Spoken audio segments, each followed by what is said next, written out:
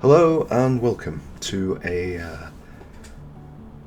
another episode on the tier lists. What I thought it would be good to do with these, the tier list episode, I really enjoyed it. It did seem to get a relatively good reception compared to, you know, on relative to the channel's very small size at this point. I did this tier list. Really like doing most of these from memory, and some of the games that we cover in the channel are games that I've not played in a little while, and I thought that maybe it might be good to review some things.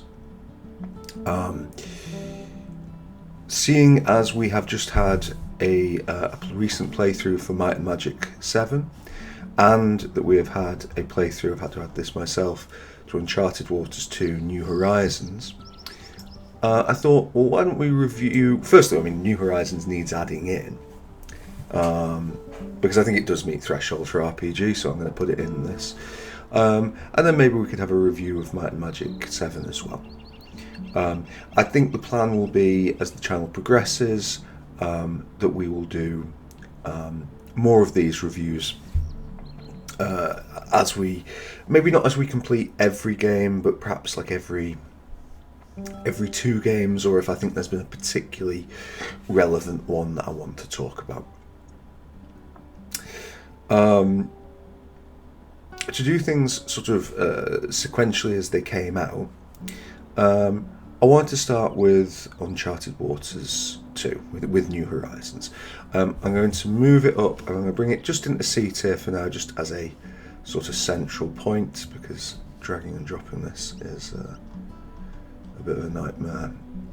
So we'll put it there just as a placeholder. So if you haven't seen the playthrough of Uncharted Waters 2 New Horizons, I urge you to take a look. This wasn't covered in the initial tier list generation, and frankly, I'm not entirely sure why I didn't. It might just be that I wasn't mentally passing it as an RPG that day, which I guess is, some people wouldn't, or whether or not I simply had too many RPGs in mind. There are quite a lot of them that we went through, the original series being I think about 6 hours long in total. Why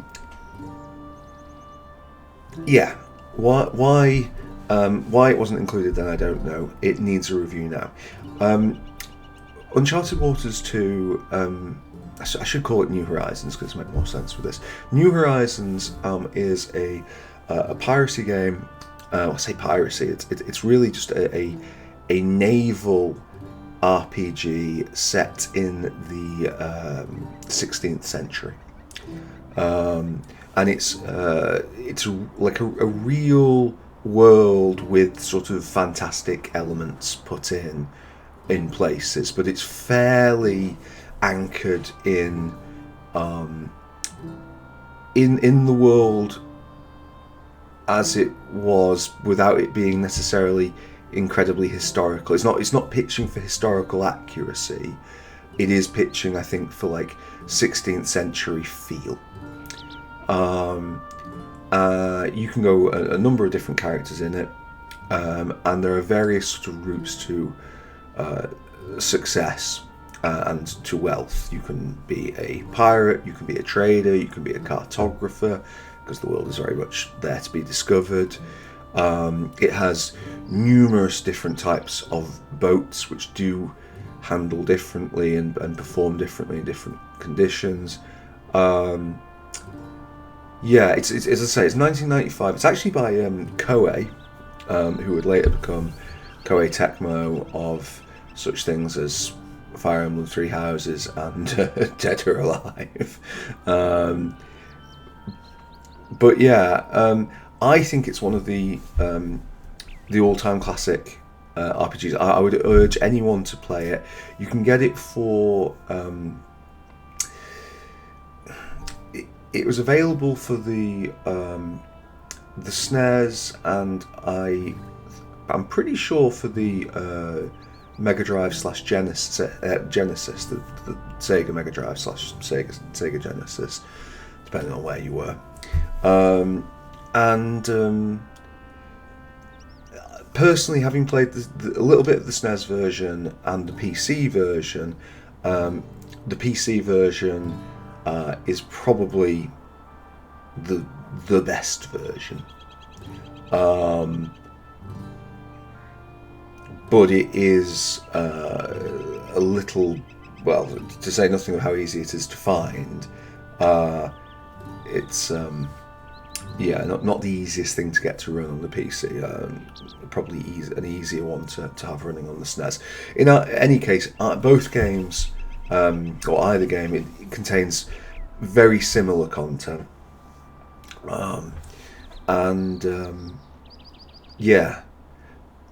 We've got a Let's Play of it. You can see me playing it there. I really rate it. New Horizons is a game. I mean, we talked previously about the RPG end game and how some games like Morrowind have got a sort of a strange relationship between the end game and the post game. You can play New Horizons. Each character has a quest line that you can follow, and I've done 2 of the quest lines. Possibly no, I think I've done 3 of the quest lines. Think about it. I've done Ali. I think his name's Ernst, and what's the Italian guy? Is it Pietro, who we did the playthrough for?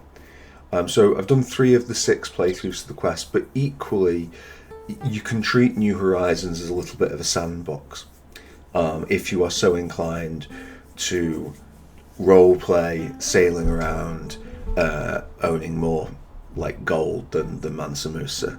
And I have done that on several occasions. I've probably got around. I would have to guess I'll be the other side of 100 hours in New Horizons on multiple playthroughs. Bearing in mind that this is a game from 1995 that fit on a SNES cartridge. It's not a huge game, but what's there is just very, very fun. I think it's one of those games that, firstly, I think a core element of making a really good RPG is theming, and whether or not your theme firstly lands and whether or not it's enjoyable. If we look on some of the games in the upper echelons of this, I think it's something that the Fallout games do really well. I think it's hard to look past for theming, and theming being enjoyable and fitting in.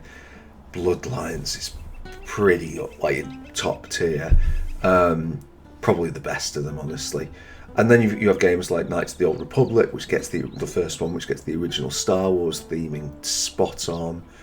And on a slightly different tack, I really like what Disco Elysium does in terms of making explaining the process of being a detective and what that involves, and making that, perhaps unlike these and this, maybe not fun in Disco Elysium's case, but interesting. So New Horizons theming is absolutely on point.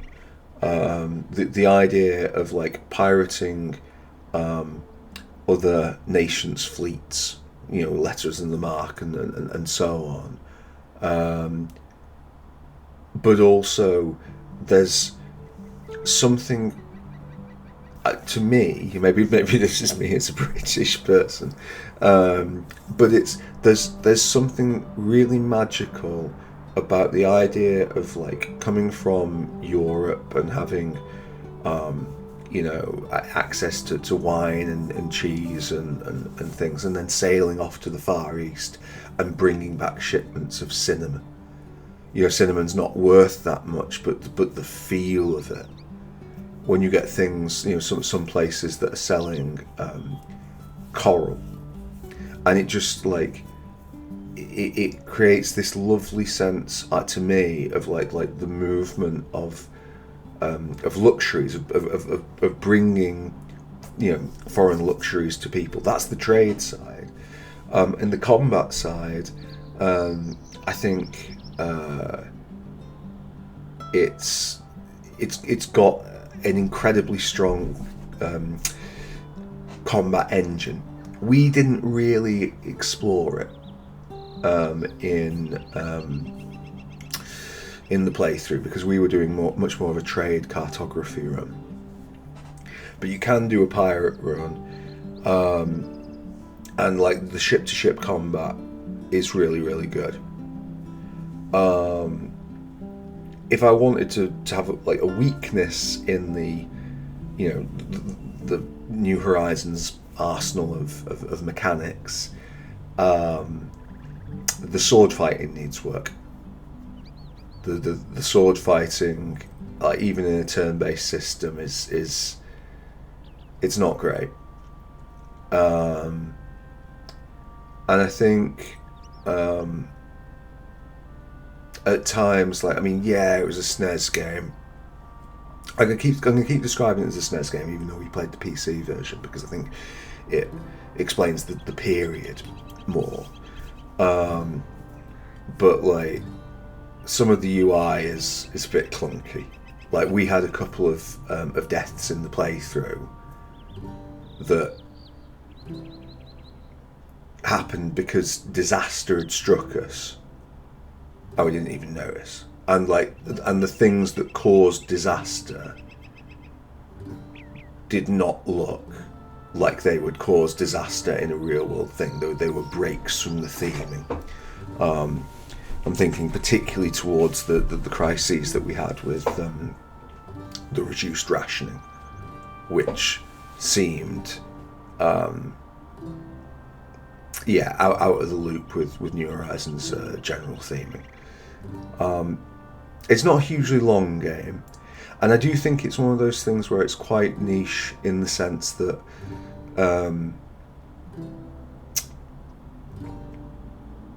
if you don't enjoy, if the theme doesn't grab you, then I think you're in trouble. And then once the theme has grabbed you, it's like, do you enjoy the trading or the piracy mechanics? If you enjoy one of those, it's great.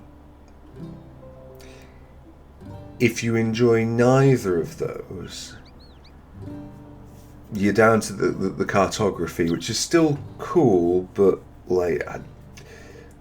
it's more something I think you do alongside the other two, at least for me. But the very fact that there's, it's a SNES game with several different ways to play. It's got an open sandbox feel to it, while also having de facto starts and ends that you can go down. And I think there's 6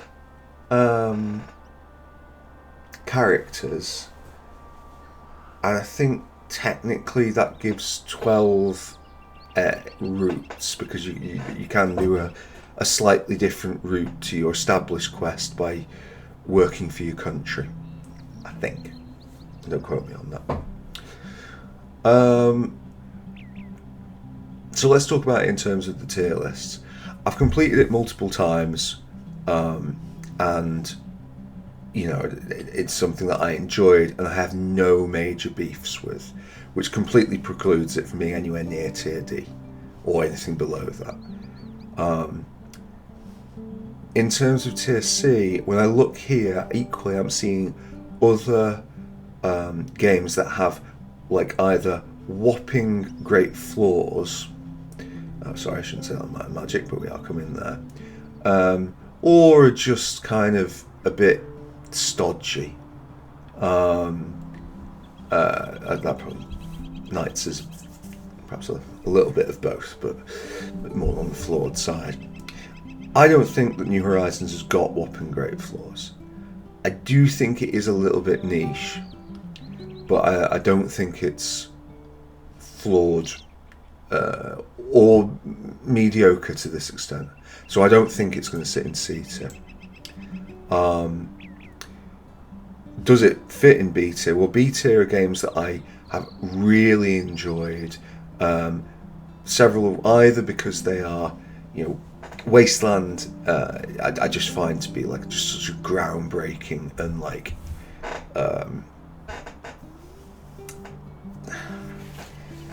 Not just like influential as in like, oh, it led to Fallout so it's good, but like influential in a like Fallout could learn things from Wasteland, but so could Baldur's Gate, and so could Vampire, and so could potentially Fire Emblem Three Houses. There's just lots to learn from it. So without it necessarily being something that like I craved or to play or get everybody, I insist everyone plays. I think these games are either like rock solid good or have some incredible parts that pull them up. I think New Horizons sits quite comfortably in this company. I do. I think it's a great game, great little game. Is it A tier?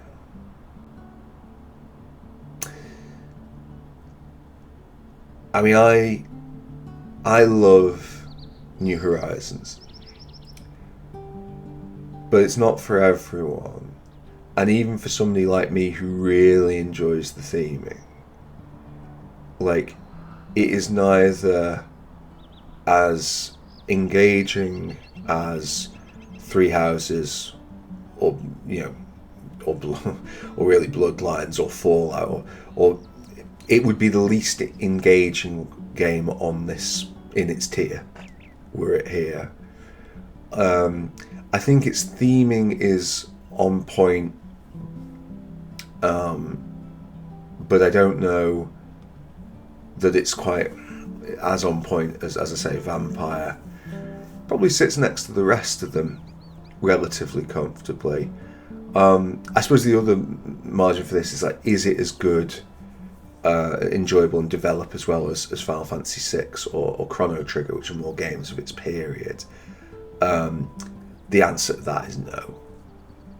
There is, like, once you get into the mechanics, the mechanics are good, but they're not, what's the word I'm looking for? They're not hugely deep. Like when you have established how to trade and the success, and the route to success with trade. Yeah, it's more complex than in almost any other trading game that I've played, but there is definitely a seam. And similarly with the ship-to-ship combat, like it's good, but I don't think you can compare it to the combat of like a Chrono Trigger or a Final Fantasy VI. So I think it would be overly generous to put New Horizons in an A tier, but equally I think it would be quite cruel on it, being such the achievement that it is, and being, not every element of it is great, but very few elements of it are bad, and those that are bad aren't significantly troubling as the next game we're about to talk about. So for me, I'm going to put New Horizons in a B tier. Which brings us on to Might and Magic 7. Now the chances are, if you're watching this, you probably came from the Might and Magic 7 playthrough that we've done. It has been the most popular playthrough on the channel. I think mainly because no one else is doing it. So, if you're a content creator, then there's some free likes you, admittedly, on a rather small and niche fan base. I've really, really, really enjoyed Might and Magic 7. I've also just hated it. It's a game where the first 2/3, I won't spoil anything just in case you haven't played it, other than to say that it's a game that falls off a cliff, and it's a game that falls off a cliff that starts with problems. Like when you're on that tutorial island, Emerald Isle, and like you're in the combat. I don't know. I mean, like if you look at the way that the tactical combat plays out, and compare that to the tactical combat in Fire Emblem Three Houses, or in Final Fantasy VI, or even really 7, even though 7's much easier, but like that, or in Baldur's Gate, even right at the start in Baldur's Gate, you've just got more going on, and then Might and Magic 7, you run up and fire arrows until the dragonflies die, and that becomes the chief mechanic. Indeed, at an early level, when you're kind of struggling to go toe-to-toe with enemies, but if you don't know the order of things, that's not great fun. You just have to sort of back up and back up and back up and hope you've got enough room to back up into. I also think that like Might and Magic 7,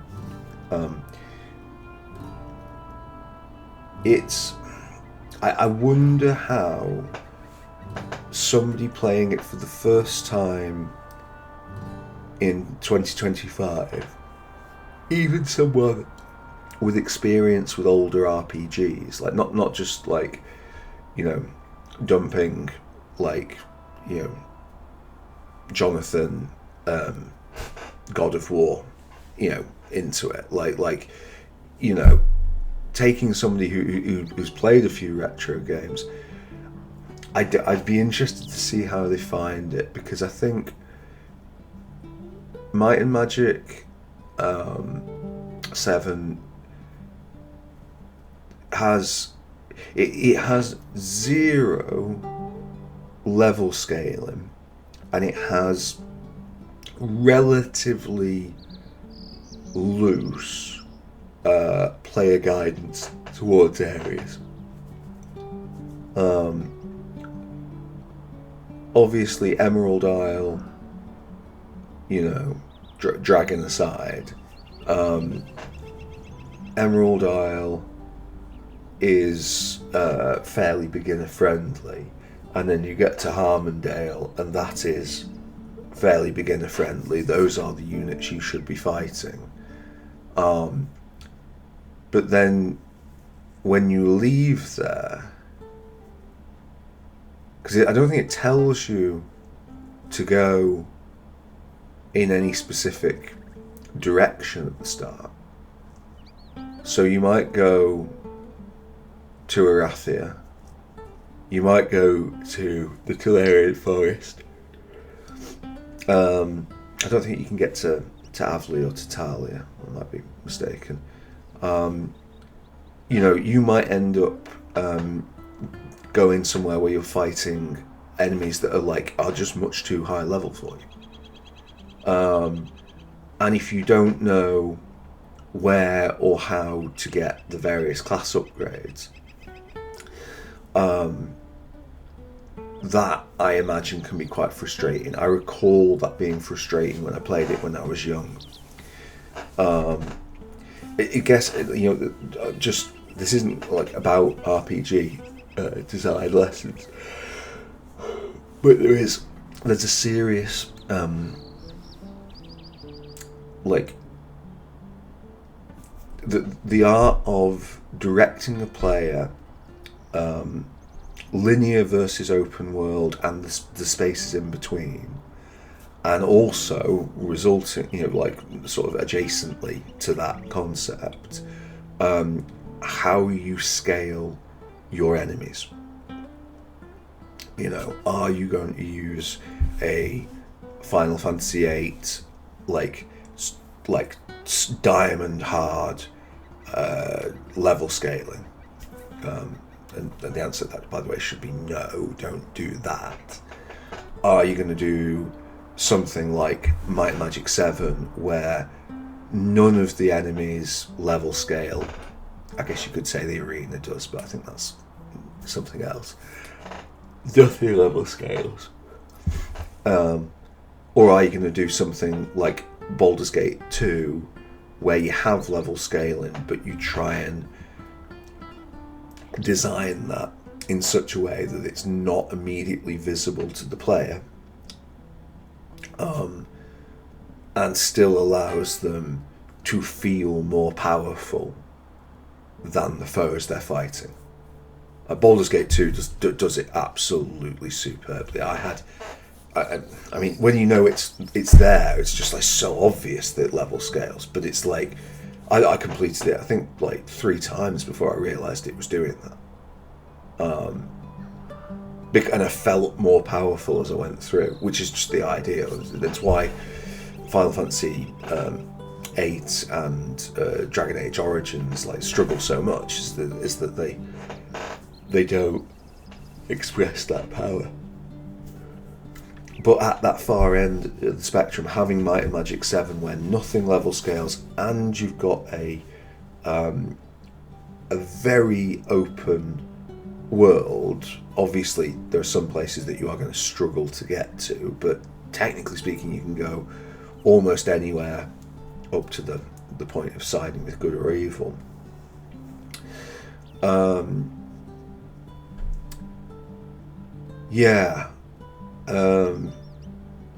It is that frustrating for a first-time player.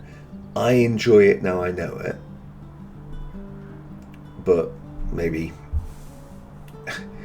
it isn't the most superb introduction. It's also got a thing with the combat, whereby the combat has got a kind of New Horizons thing going on, quite similar in this, that like Fire Emblem Three Houses, and I know I bring it up a lot on the channel, even though it's not something we've included in this, at least for now. I may yet change my mind on that. XCOM, or XCOM 2, have got very, very engaging and thrilling combat. I think even something like Fallout, which is more relaxed, has still got a heightened level of danger compared to these two, where it's a bit more, I don't want to say cookie clicker, because that's not that's completely unfair on it. There's a lot of mechanics there, but it isn't, it's not a tactical game really. You can inject a level of tactics into it, but I think it plays pretty much as the strategy to it, but not necessarily tactics.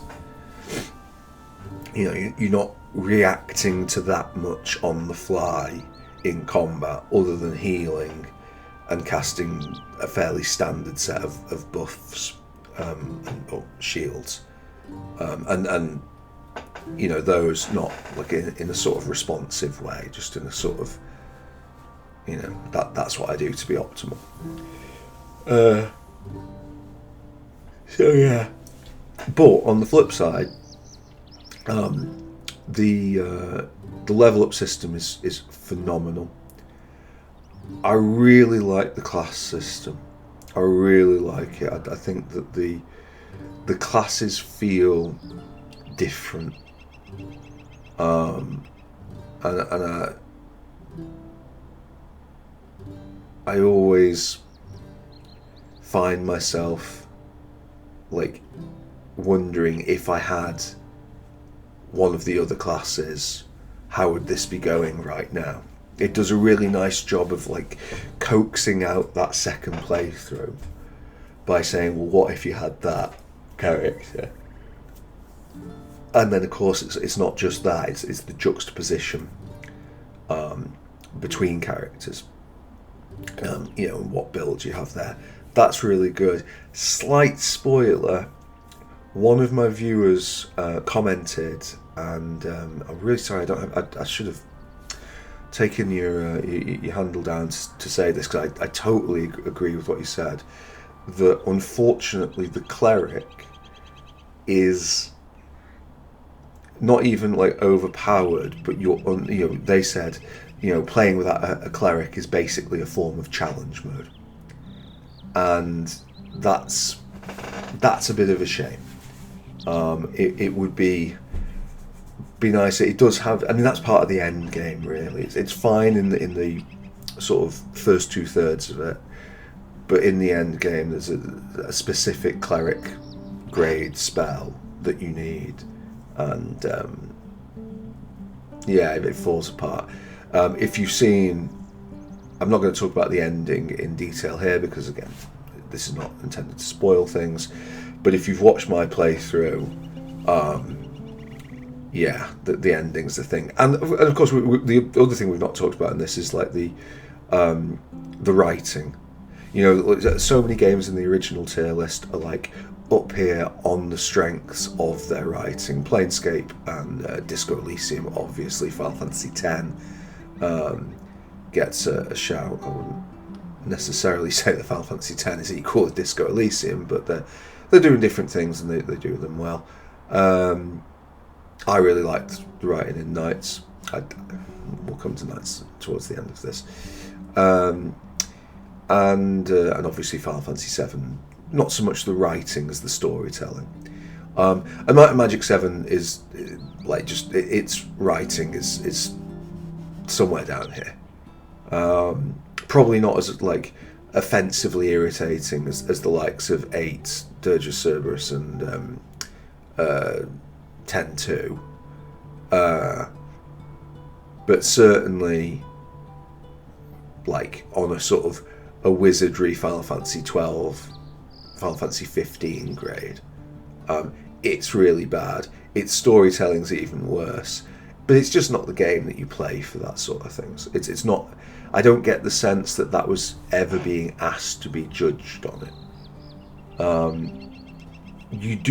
I do sometimes wonder if it had the storytelling and writing of a Baldur's Gate 2 or Baldur's Gate 1. I might be, it might have ended up in A tier, and if it had not had the ending as well. But those are a couple of big ifs, and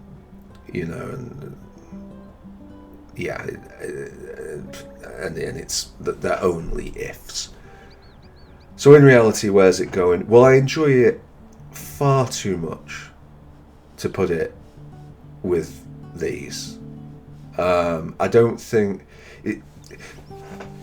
The elephant sort of in the room, really, like where the three games that like I'd say are most sort of like for like here are Valkyria, Might and Magic 7, and Persona 5. Maybe Darkest Dungeon, or the Darkest Dungeon's doing its other things sort of better, so we'll stick to these. Where like I enjoy these games. I enjoyed Persona 5, but the problem in Persona 5 was just like, which is the pacing. The absolute, and like the pacing runs through the entire thing. Everything from like the dialogue to like the dungeon size, to the fact that it takes you back to the dungeons, to the fact that you've got this mega dungeon that's like just procedural, and like that's one issue that is that drives me up the wall, but it's systemic. Whereas like the one issue that drives me up the wall, really drives me up the wall with Might and Magic 7, is the end game. But that's kind of like maybe like a 6-hour period. Whereas like in Persona 5, that problem being the pacing is in my 130-hour playthrough or whatever, where I didn't complete the game. That was a problem for maybe like 110 hours of it. And so even though Persona 5 has got more engaging characters and sort of stories, it's got better storytelling, even though it's got problems. I mean, the reason it's got better storytelling is partly because this is so bloody awful for that.